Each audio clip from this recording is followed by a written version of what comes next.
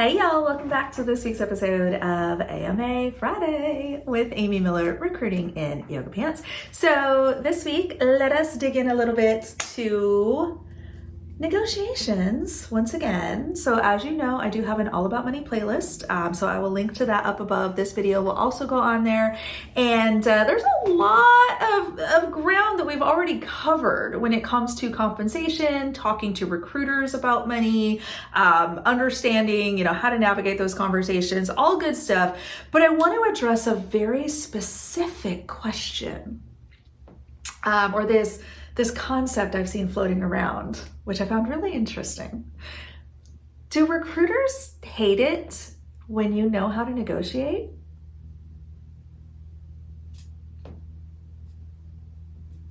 I'm trying to picture this, trying to understand what's going on here. So I think I think for me, I love when my candidates know what they want, they've done their research, when they're confident in their skills and abilities. I think the more we can get specific and clear and, just have these really adult conversations from the go and eliminate the gameplay and eliminate the nonsense, I think that just helps everybody. I really do. I think, again, I've talked about this a lot, knowing your personal boundaries, knowing, what the market is for your industry, your role. I think that's all very important stuff. And I won't belabor it because go watch the videos, but I've talked about all of this a lot and tried to give y'all some very specific talking points, including the salary FAQs over on the website. So recruitinginyogapants.com/salary FAQs. You can get your hands on those for free, no strings attached. But wait, there are some coaches, I guess, thought leaders perhaps, anyway, that have this idea for some reason that recruiters actually don't like it when you know how to negotiate. For some reason, they think we get upset when a candidate knows their shit. I've thought about this a lot for several days now, and I have to say I've come to a hypothesis. I think, speculation on my part, I can't prove this. I think they may be trying to monetize your fear. Because see, if they can convince you that you need to give up a fee, you need to give up a percentage of your salary in the first year. Yeah, that's a new one I just read about. If they can convince you to open your wallet so you can beat little old me at this negotiation game, well, guess who won? Wasn't me and it wasn't you, but they sure got a little bit of that money, right? I don't know. I'm not saying paid support is not appropriate. You might, need that coaching, that one-on-one support. There's some great coaches out there. But when it comes specifically to salary negotiation, tread carefully is all I'm saying, okay? But let's talk about the recruiter point of view when you do negotiate. Let's just dig into that, okay? For me, makes no difference whatsoever. I fully expect every candidate I talk to negotiate because I know that you are bombarded with bad information. I know coaches are whispering in your ear and all the nonsense on, LinkedIn and social media and everywhere about, how dastardly people like me are and how we're going to, leave money on the table and try to lowball you and all that. I know you hear all these things. And so I am fully prepared to address every one of those things with you at any time during your interview process with me.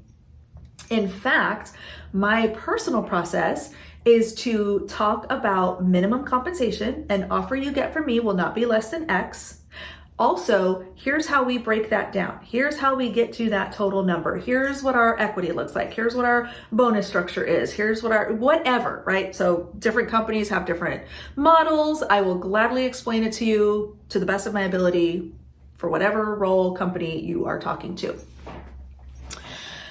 So knowing that I know this and that I am fully prepared for your questions, your concerns, your fear-based reactions, any of those things as we are going through this process, why would I be upset by that? Why would I be mad that you're trying to do the best thing you can for yourself? I would do it. I've been candidate too, many times. I've negotiated my own compensation many times. Y'all forget that those of us, the recruiters who are employed, have also gone through this? Because we have, just so you know. So no, it doesn't upset me in the slightest. It hurts my heart a little bit for you when I see you negotiating badly.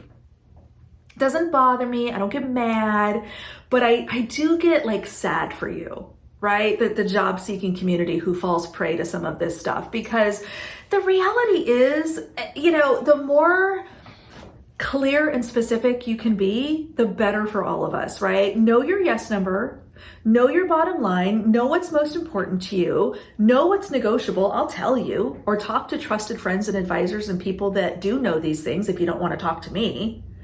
And let's just have an adult conversation about it. Like, this isn't rocket science, y'all. This is an adult conversation between two grown people for the, in hopes of reaching a mutually beneficial final number. That's it. We don't need to have a lot of big feelings about this, y'all. Let's just have a transparent conversation and figure out what's the right package for everyone involved. Okay. So that's my thoughts on that. The second thing I want to dig into a little bit is around accepting the first offer. These same coaches, use the term loosely, will also try to convince you that you should never, ever, ever accept the first offer. I have a video on this. I will link to it up above again. It's in the All About Money playlist. So you can go check that out. Basically, the highlight here is the first offer good? If you like it, if it meets or beats your expectations, why wouldn't you take it? This happens to me a lot because I don't make bad offers. Okay. And, I do sometimes have a lot of back and forth internally, and I try to keep my candidates, apprised of what's happening or where things are in process or whatever. But sometimes we do have a little bit of that back and forth. I'll ask for a higher number. We ending up, somewhere else, hopefully still exceeding my candidate's expectations. But I will go back to my candidate and say, okay, just so you know, we've done a lot of back and forth here. I've gotten the final approvals. This is the offer, and I'm going to be very transparent with you. This is the best offer. Okay? Just want you to know. I've already taken into consideration all the things you want to tell me. Already know. And we've done our due diligence. We've done the negotiating. This is it. About half the time, because again, I've exceeded your expectations, my candidates are like, great, I'm accepting, off we go, everybody's happy. The other half, they're not sure. And I ain't mad about it. Sometimes you have to ask the question, right? It's always no if you don't ask, and I respect that. But they will come back and say, well, do you think you can get a little bit more of this? Do you think I could get more there? Do you think because there is this fear, thanks coaches, this fear that you're leaving money on the table. And I understand that. You're coming from a place of fear. I get it. I'm here for you. Okay? I'll hold your hand through it virtually. So I will tell you, hey, I can go ask. I already know what the answer is going to be, but if it makes you feel better, I will go and ask. And I will go back and I will say, hey, just FYI, candidate is asking for this. And they will say, Amy, this is the best offer. And I'll be like, I know, but it's always just, no if you don't ask. So I just thought I'd ask. And, okay, best offer. What do you think? And a lot of times they take it. Sometimes they don't. I get offers declined. It's a competitive market for certain skill sets.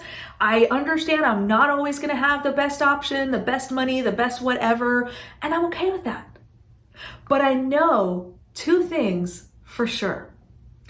I don't make bad offers, and I will never, ever, ever be upset with a job seeker who's trying to do the best they can for themselves, best they know how. There's nothing wrong with that. But I would encourage you to have this conversation early, often, and with increasing specificity, whatever that word is.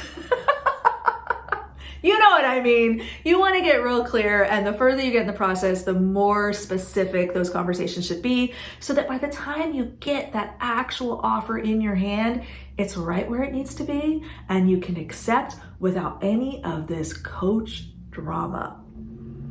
All right, y'all, I hope that helps. I'm always happy to entertain this conversation. Please do check out the salary FAQs. I answer a lot of your questions there, and the All About Money playlist. Lots and lots of good stuff there to give you an idea into how recruiters think about compensation and how these things works.